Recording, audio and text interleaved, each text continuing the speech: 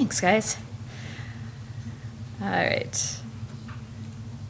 So there we go. The question for us, and I put it right in the abstract so it's not a mystery, is what do ancient philosopher Confucius, psychologist Roy Baumeister, and waitress Gloria Lewis have in common? And of course, the answer I suggest is that they can all jointly, I think, help us learn to be better people. So there Gloria is with her husband and her son. So the actual title of my project was Achieving Ethical Excellence, and there's a subtitle too. It lives on your handout. You'll see you have fill-in-the-blank handouts, and that's so you can fill in those blanks to help me out. Looks like maybe a couple people don't have handouts in the back. You should have a handout. So alternate title suggestions are welcome, including the one I tried out on you today. So here's what the project basically was. It was a book, primarily for general audiences. Can't summarize the whole thing today, but I'll try to give you a few highlights. Particularly, it's for people who are motivated to be more virtuous and, like me, recognize they're not there yet. So each chapter, 20-ish chapters when it grew up, focuses on either an ethical virtue or some related ethical concept. So the examples I put up here are honesty and rationalization. And each chapter combines insights from philosophical ethics, particularly classical Confucian and Socratic was the label I used, virtue ethics, contemporary or contemporary-ish psychology, and living moral exemplars, folks that I interviewed myself, which was really fun. So there's the classical Confucians. You can see that's a real statue of Confucius there in Beijing, and that's real live people next to it looking at it. And then artist renderings of Mencius and Xunzi. And then Socratic philosophy, got a little bit of pushback for that label last time, but that was the label I stuck with. So Plato, Aristotle, and then at the helpful suggestion of folks from the conference 2 years ago, I've got Cicero and some of those Stoics as well, particularly Seneca. And then here's just kind of a representative sample of the psychological stuff that I was looking at. So Colby and Damon, many of you know they have kind of the classic exemplar book, Some Do Care. They've got a more recent one, The Power of Ideals. Looked at that one too. Some Emmons on gratitude, Hoffman on empathy. Willpower was good fun in addition to Baumeister. There's Kelly McGonigal's book called The Willpower Instinct. And of course, Dan McAdams on life narratives. He was where I borrowed the interview script from. And my favorite part, here's a sample of my exemplars. I like to think of them as mine. So Captain James McCormick, he runs Raising Cane Farm. It's a nonprofit farm that employs and trains wounded veterans, which he is himself. Sister Toni Temperiti, after a sabbatical from her order to Africa, she decided to start a microfinancing nonprofit benefiting small business owners in Africa. Kathy Hying, so fun. She was local. I interviewed her in person. Social worker turned mechanic. Yeah, and still a social worker while a mechanic. Very cool stuff. Susan Burton, you can see there she is in a prison. At the previous conference, someone suggested, I believe the terminology was crappy to okay. Those would be interesting people to interview, people whose lives went from crappy to okay. Her life went from crappy to exemplar. She was incarcerated 6 times in 15 years and now runs a nonprofit, A New Way of Life, helping formerly incarcerated women with reentry, getting their kids back, that sort of thing. And finally, Mauricio Miller, Family Independence Initiative. He was in the traditional social services sector for 20 years, became disillusioned with it, started something else, basically accountability groups for people who wanted to lift themselves out of poverty. So just a sample, that's about a quarter of my exemplars. So how did the project go? Well, it was kind of like this. It had some philosophy and some psychology and some biography. Initially, I thought it would be mostly philosophy, and wouldn't it be fun if I had some psychology and biography to help illustrate my philosophical concepts? Yes, that was fun. It was so fun. At one point, I thought I'd have to write 3 books because I wanted to say just as much about the psychology and about the biography as I did about the philosophy. So for now, I've toned it down a bit. But it is almost equal parts. The one book I cut it down to, philosophy, psychology, and biography. So first the philosophy part, and much of this was preliminary stuff that I had started before picking up the Be Confronted project. But looking at classical Socratic and Confucian virtue theory, a long-time interest of mine. So from there I developed a tentative list of topics for the book. And then, because I was doing this research project with the exemplars, I had talked my employer into buying me qualitative data analysis software for my laptop. And so I went ahead and coded the philosophical texts with the qualitative data analysis software, which is super cool. It's like being able to highlight your texts in numerous colors at once without the colors blocking each other. Pretty low-tech, I think, use of $1,300 software, but it was really nice. So to those of you who are psychologists, maybe this doesn't look novel, but I think it's kind of fun what the texts look like when they're in the data analysis software, so I gave you a little picture there. For psychology, not being a psychologist, mostly what I had to do was ask more knowledgeable people for advice. So there's my colleague, Tanya Bach, who's kind of my usual suspect when I want to do crazy projects that involve a little bit of psychology. She's kind of my go-to lady. And also I hired a research assistant who was a senior psych major at the time. She just finished her first year in a PhD program at the U of M. Tanya gave me advice. Maria found me a bunch of articles on the topics I was looking at, and she marked them up for me so that I would know what they meant. And then I read a lot of psychology. It was so fun, so fun. And then the exemplars. So first what I had to do is figure out how I was going to pick out the exemplars. And some of you gave me advice on that last time as well.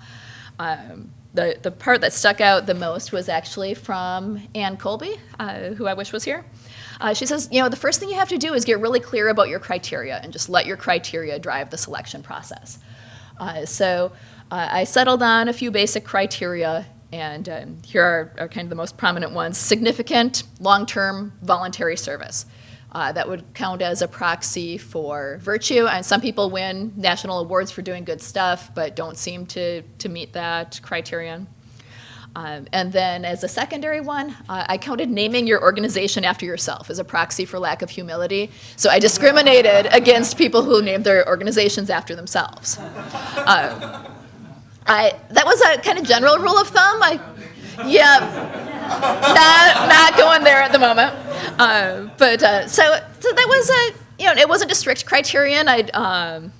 I had 2 exemplars out of the 18 who actually did have their own names in the organizations, and I went with them anyway because they just had such cool sounding stories and organizations. It did lead to a noticeably different flavor of interview, though. It's a small sample size. Maybe it wouldn't be that way across the board, but those 2 interviews were different in flavor than the others. So anyway, after clarifying the criteria, looked for awards that would likely net me people who met the criteria. So had to be national level awards was what I was looking for, and so there's just some of them: Citizen Honors Medal, the Purpose Prize, and CNN Hero of the Week. So then I just looked at the one paragraph or so bios that people had of people who had won those awards, picked out some that sounded especially promising, and then I discriminated in favor of people whose email addresses I could easily find. and then interviewed them. Like I said, I used Dan McAdams' life narrative interview script. He so nicely provides that right on his website. And he advises the interviewer to kind of direct things so that the interview ends in 2 hours or less. I didn't. I just let folks talk as long as they wanted to talk, and so they went up to 5 hours. And so then I had student assistants. Thankfully, I had the funding to hire student assistants to transcribe those for me. Sometimes, though, they did it pretty badly.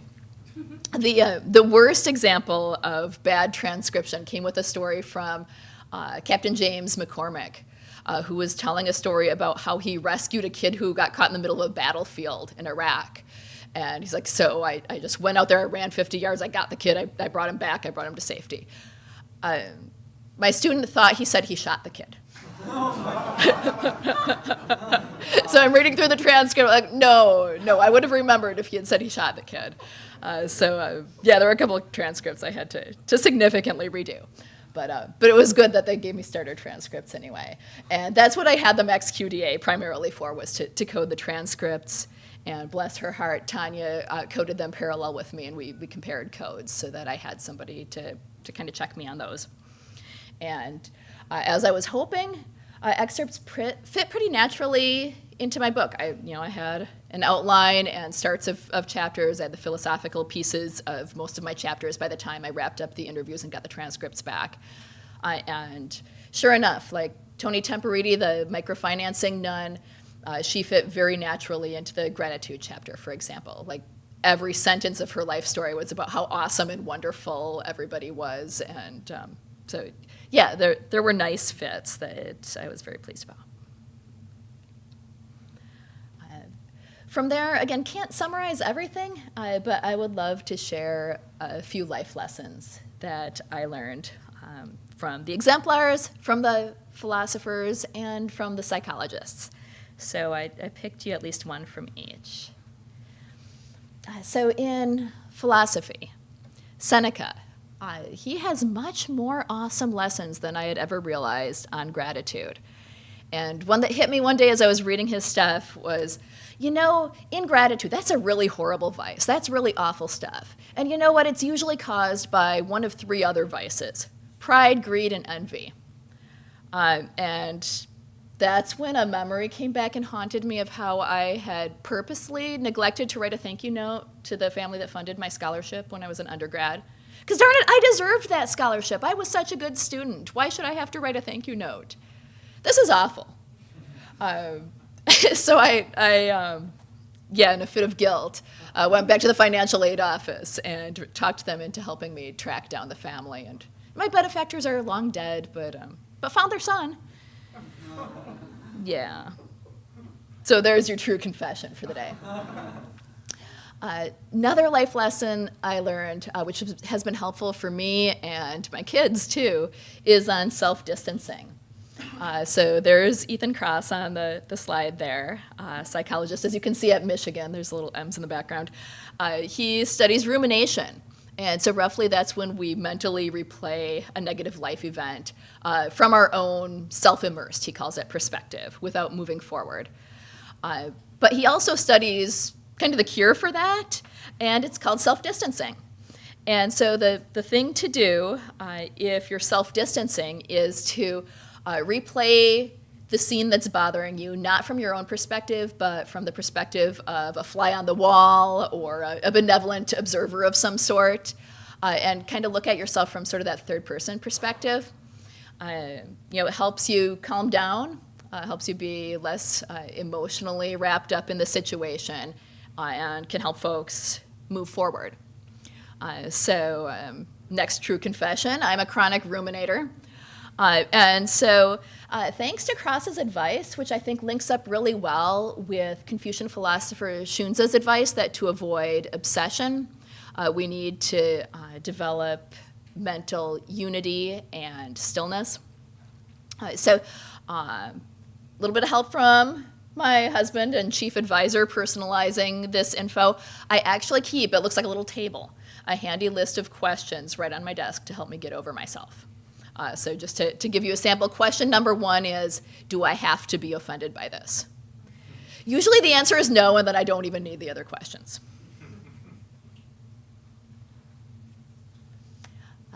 Third life lesson, and this is from one of my exemplars, Don Schoendorfer, is to use your unique gifts, what you've already got, so to speak, for the greater good. Don Schoendorfer, he was a successful biomedical engineer. And I'll just read you a little bit from my book about him.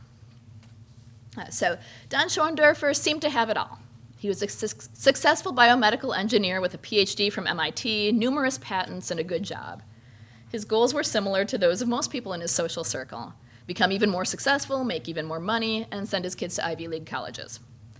But after his daughter developed an eating disorder that proved resistant to treatment, Schoendorfer and his wife experienced a profound change of perspective, a change in priorities away from material success and toward more meaningful pursuits, along with a religious conversion toward dependence on God to help them with things beyond their control. After his conversion experience, Schoendorfer felt a responsibility to help his fellow human beings, but at first he wasn't sure how to go about it. So this is a quote from Don. While going to church, I was learning a lot of stuff, but then on Monday, I'd go back to work and things weren't really different. So I tried volunteering as a school tutor. We have a lot of Hispanics in Orange County, close to the border of Mexico. They're having a hard time conforming even to our language and definitely having a hard time in school. I figured, I have a math and physics background, I can help these kids. Well, they're really good to work with and they're great kids just to talk to, but their language skills were very basic and the only value I had was just to sort of be friends with them. I wasn't doing a very good job at tutoring, so I figured maybe I could mentor some kids. And they lined me up with a couple of kids, and one of them had been in and out of jail and he was sleeping in the back seat of a car. I went to visit him, and the last thing he wanted was some 55-year-old engineer who didn't have a clue what life was like living in the hood.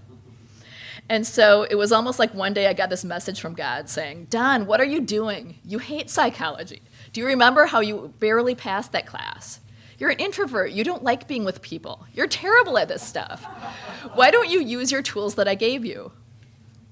So eventually he did. Schoendorfer found a way to use his unique ability in engineering to do great stuff for other people.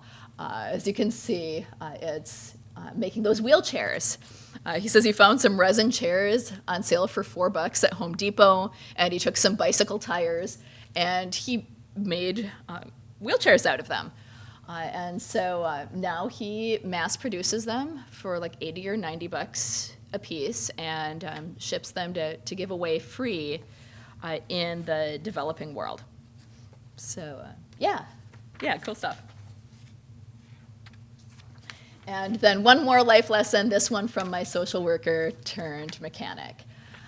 So like I said, she was a social worker, no background in car repair at all. She worked at a church, and I'll just read you a little bit more about her too. So unlike Schoendorfer, Kathy Heying knew from an early age that she wanted a career in human services and social justice. After graduating from college with a degree in social work, Heying accepted jobs as a caseworker for elderly people in rural Appalachia and as an assistant at a free legal clinic before landing her dream job as director of social justice at her church.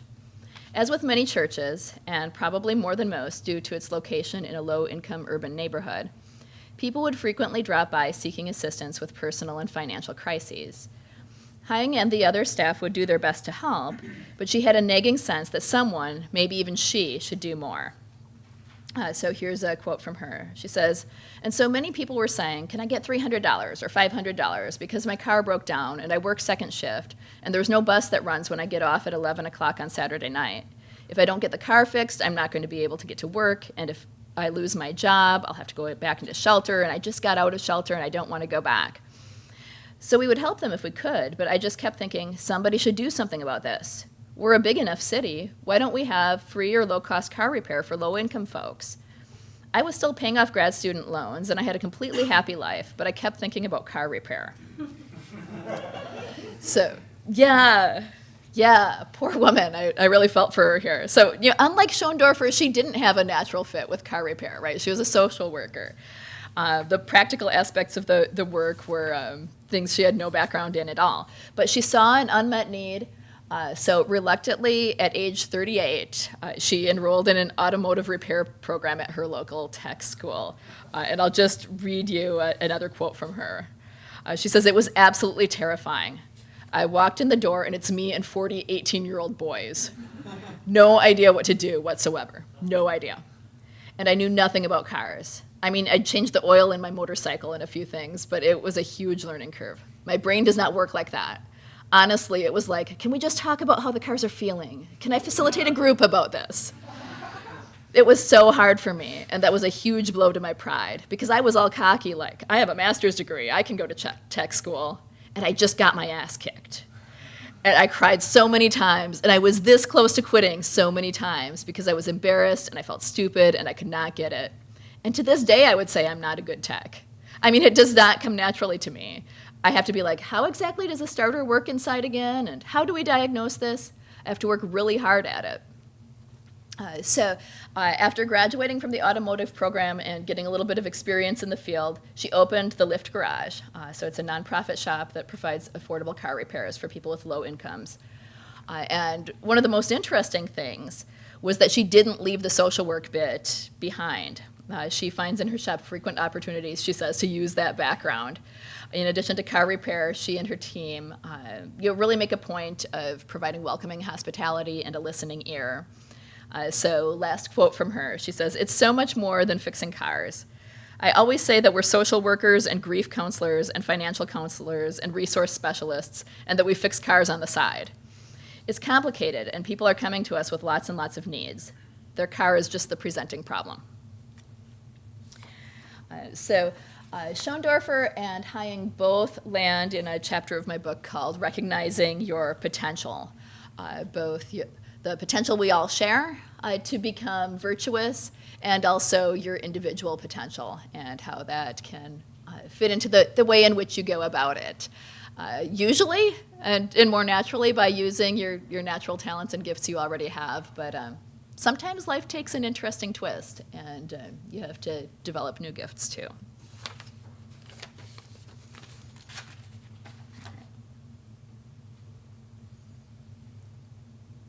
Guess I didn't click it hard enough.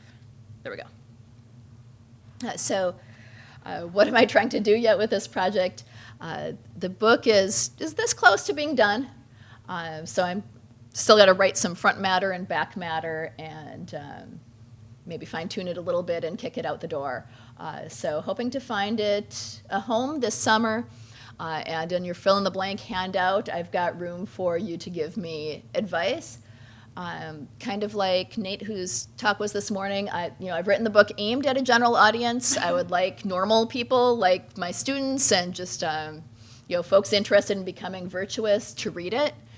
So would like to get it somewhere where it can get wide readership.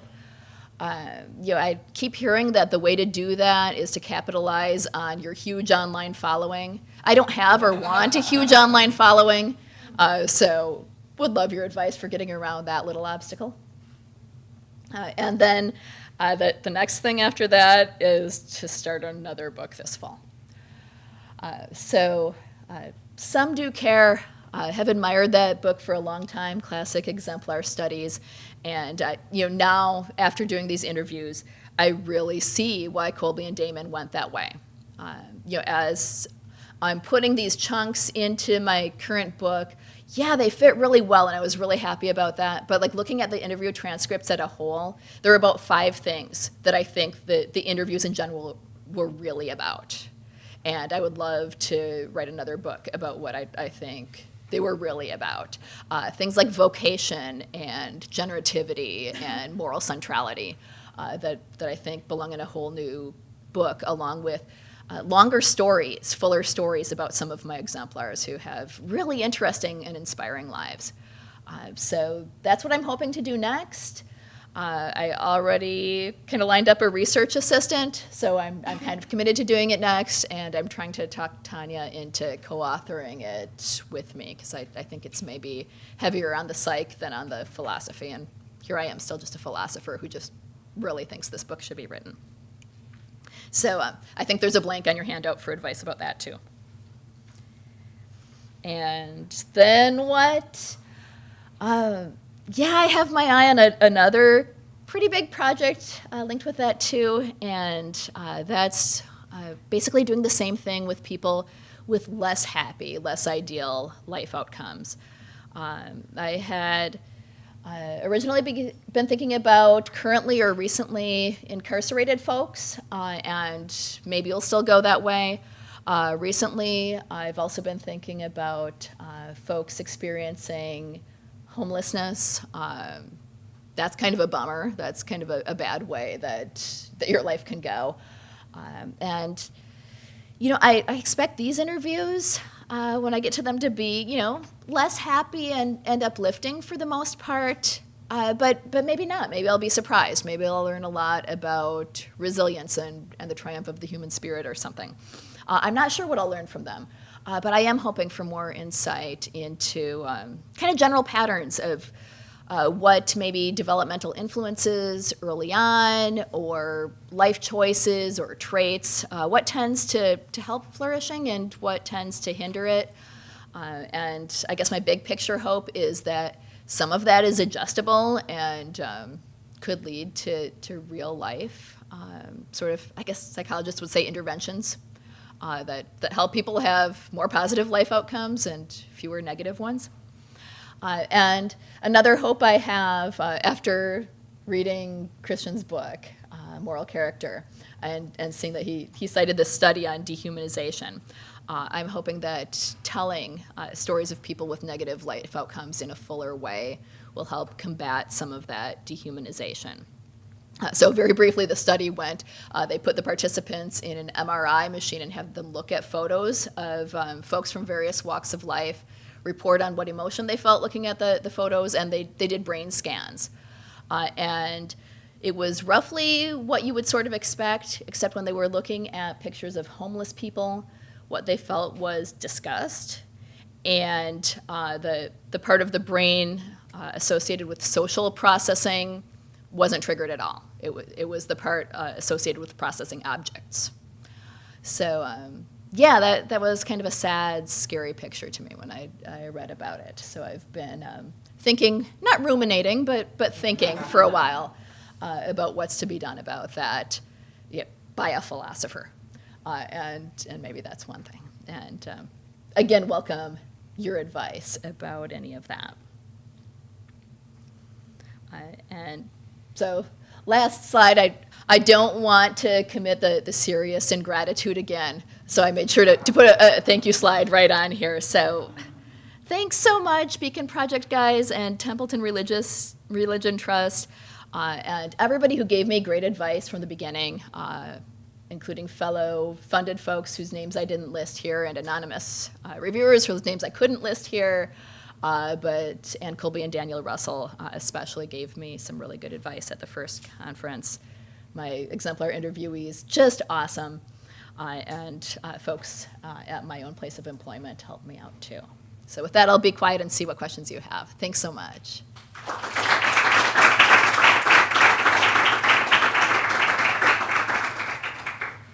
We'll just take questions one at a time. Thanks, that was really interesting. Well, one thing I'm curious about, so you had some extended interviews, as you indicate, with these people, a good number of hours. Now, apart from their actual accomplishments, did you notice any common threads in talking to them? Did you notice any common threads in the kind of people they seem to be, or certain sort of habits or manners of proceeding that they had? Yeah, thanks. So like I alluded to before, I thought there were several themes that kept recurring that I thought my interviews were really about. So one of them was generativity. Like they were really concerned to leave a positive legacy for future generations, and that was super motivating for, I want to say, all of them, and none come to mind that I didn't see that in.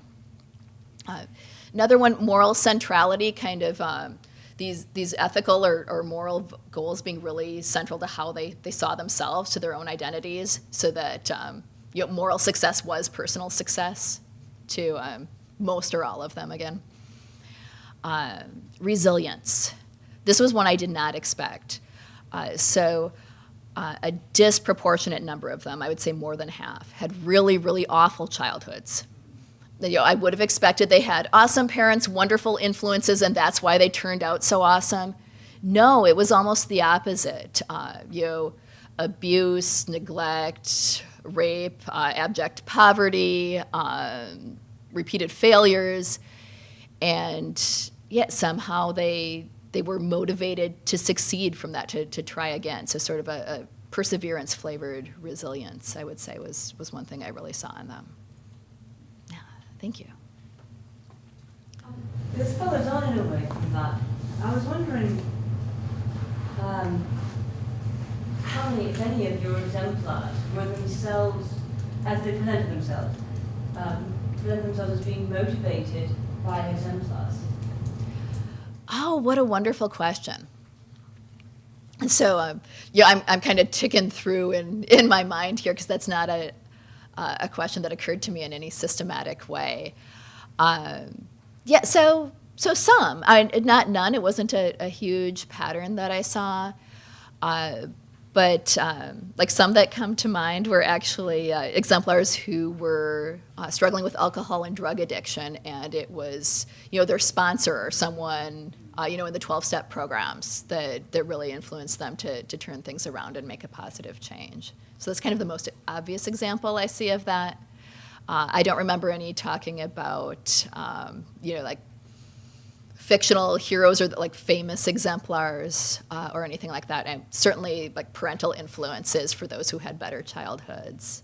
And then, the sponsors. In the middle, you had a question? Oh, okay. Oh. Yeah, thanks for the talk. Just a question about the kind of content of the stories of these people's lives, and specifically in relation to the last life lesson you mentioned, so having to develop some new skills. I was wondering, in the cases that you would tackle, the mechanic case or other cases, did these people come to enjoy these skills, or was it kind of always like a chore doing this stuff that didn't come natural to them? So did they come to like enjoy car repair or other skills that they developed, or were they kind of constantly battling with, I don't really enjoy this, but I just need to do it to achieve my other kind of moral goals? Right. Oh, that's a great question. So with Kathy in particular, with the car repair, no, she still doesn't like it. I didn't bring the quote, but she's like, and sometimes you just wake up in the morning and think, I had my dream job and I could have stuck with that, and this is what I chose. Darn it! But I've got to keep going with it. Her not so much. She just really is committed to the moral goal. Some others, like Susan Burton, the one who was incarcerated and then is now helping folks with reentry. I think because of that turnaround with the 12-step program and really buying into that, she calls her organization A New Way of Life, and she's really sort of embraced a new way of life and really enjoys sharing some of those kind of life lessons, life skills that she learned that didn't come naturally at first. Thank you so much for that. That was great. So my question was about where you see some of the positive life lessons in the philosophy and psychology. So I recognize that you only have time for so much, in a presentation like this. So I noticed that at least in the life lessons here, the stuff from the philosophers, for example, was largely negative. It's like, how do I avoid these kind of pitfalls? And so I wonder if you might speak to more positive aspects, either of the psychology or the philosophy. Great. Yeah. So why don't I start with philosophy, because that's kind of my home. So the most recent chapter that I've been working on that I sort of saved for last because I thought it would be the easiest is on the virtues of benevolence and generosity. So benevolence is usually the label you give to the Confucian virtue, and it's very compassion-based, sometimes even just called the virtue of compassion. And then generosity I took in basically an Aristotelian sense. And I thought, hey, those go together. And I had written something previously where those went together, so I thought this would be a very easy chapter to write. And I guess I'll have to bring an exemplar in here too, sorry. But partly because when I interviewed Gloria Lewis, the one I had on my second slide there, the waitress who feeds the homeless, I was really struck by her claim repeatedly in our interview that you have to basically ignore the head and go with the heart. If you see someone begging on the street and he's homeless and he wants $5, your head probably tells you, oh, he's probably going to use it on drugs, so he probably doesn't really need it. He's probably a fake homeless guy or whatever. And you need to ignore that if your heart's telling you to just give him the $5, even if it's your last $5. Just give him the $5. And she keeps going on about how, this blesses me so much more to just do this. And to me, that sounds like the Aristotelian vice of prodigality, right? So if it's really true that she has the virtue of benevolence or compassion, could it also be true that she has the Aristotelian vice of prodigality? And so I'm still, like, even on the plane over here, I was still trying to wrestle with whether and how to put these things together, and more generally, how to deal with the head and heart pieces together. I had a sort of thought, I think, about the next project about interviewing people who have been recently incarcerated or are homeless. Wonderful. So I was wondering, it sounded like the way you were framing it, you were going to be really focusing on their individual traits, so what marks these people out, what are they like, and so on. But you might think that it might be more interesting, or it might be more telling to say where they are because of social problems, structural problems, systematic inequalities in the country that they live in. So Right. I wondered what you thought would be, what motivates you to go and look at their individual traits rather than say look at the structural features that they're facing that might explain it. So I wondered, is it because you think they're an interesting contrast to people who turn their lives around from similar backgrounds, or so I just wanted to know a little bit more about the motivations of that interview. Right. Yeah, mostly just the limits of my own background and expertise.